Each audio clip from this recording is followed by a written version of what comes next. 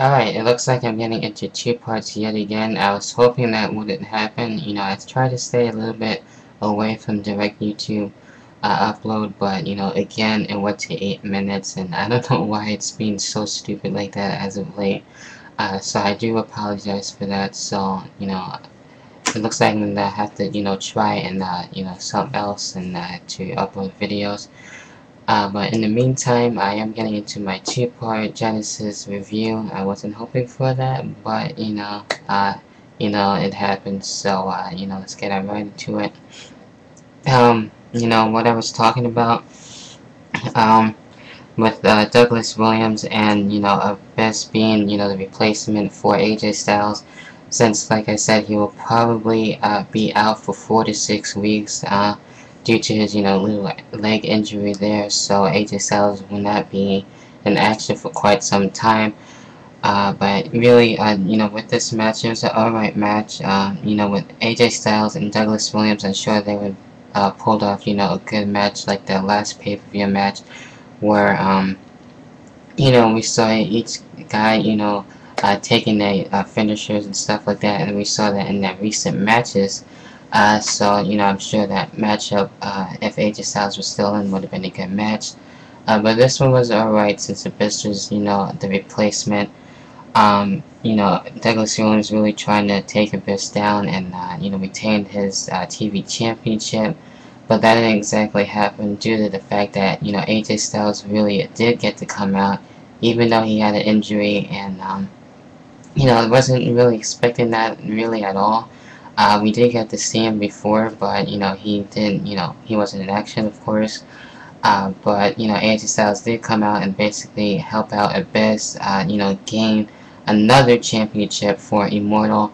And that's what basically happened. Abyss got the Black Hole Slam onto Douglas Williams, and this, yes, your new TV champion. So Immortal, yet again, another championship being gained for this group. So, not really too much happy about it.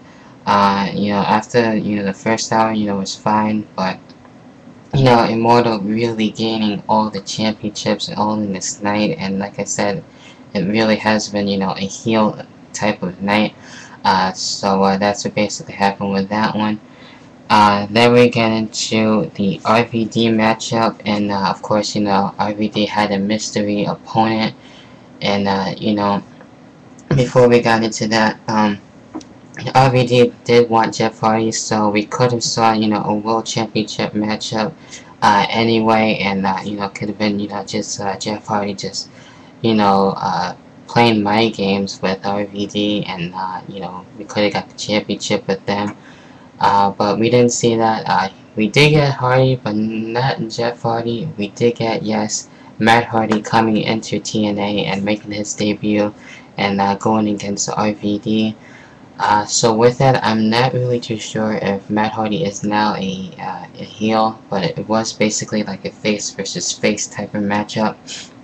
It did pretty good. Matt Hardy looking like Tyler Rex.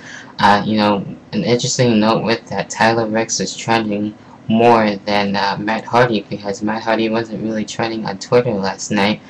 So, I thought that was pretty funny, since, Matt Hardy looks like Tyler Rex, so I can understand that. But, his new look is actually pretty cool. It's kind of like, old school Matt Hardy, so, with the dreadlocks and everything, I thought that was pretty cool.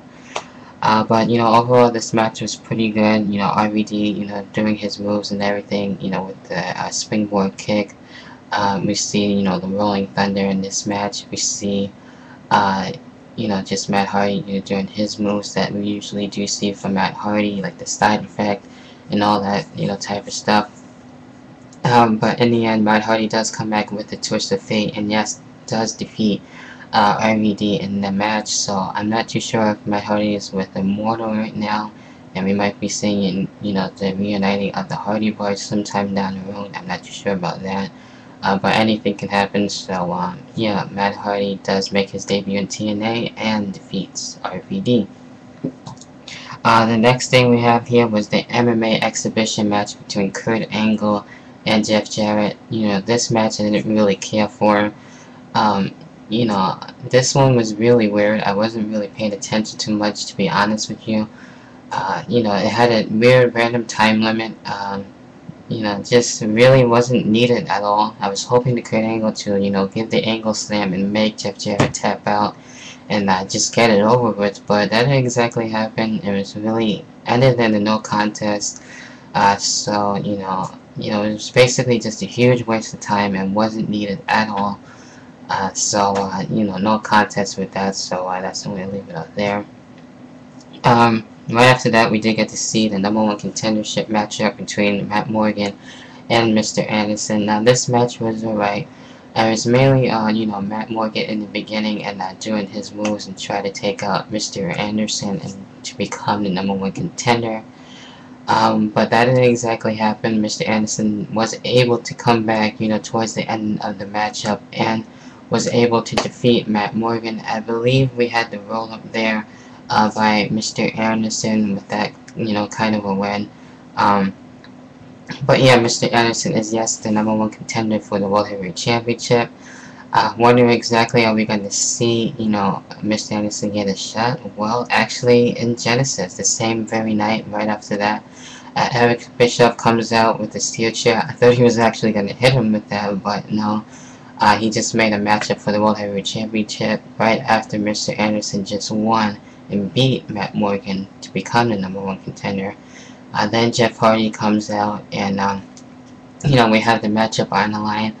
This one was pretty interesting. I guess you could say it was pretty short too. Mr. Anderson kicking out the Swanton Bomb, two Twist of Hates, and Mr. Anderson wasn't able to come back. We had the help of Matt Morgan a little bit. We had other guys, I guess, from Immortal trying to help out Jeff Hardy. Everybody, coming out. Just one big confusion, right at the main event too.